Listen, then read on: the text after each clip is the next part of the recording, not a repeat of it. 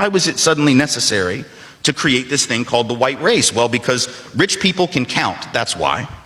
And so rich folks looked around, the ones that owned all the land, you know, in the colonies, the colonial elite, looked around and they realized something, that they were heavily outnumbered by African enslaved folks, by European indentured servants who were just one level above a slave, or other Europeans who weren't technically indentured servants, but they were still peasants, didn't have any money, didn't have any land, and they could do the math. They added it up and they were like, damn, we got to figure out a way to split these folks apart from one another or they're going to rise up and take our stuff, right?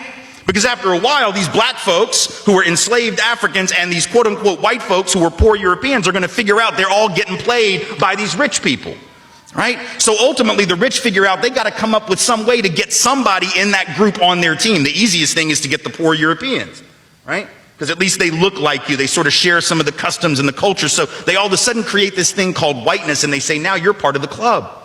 Now we're going to let you testify in court, enter into contracts, vote, at least if you're a man, own a little bit of land, at least if you're a man, right? And we're going to get rid of indentured servitude, no more of that, because you're too good for that. And we're going to take the white men, now called white men, and put them on the slave patrol to keep black people in line.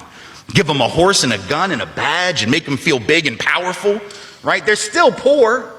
They still don't have anything. They didn't pay the slave patrol well. Right? Just exploited them, used them as a buffer between the elite and the other poor folks, particularly poor folks of color. And pretty soon the rebellions that occasionally happened where black and white got together to overthrow the elite, those stopped because the divide and conquer had begun to work, right? You could turn people against each other by telling those poor white folks, they got to keep these black people in line.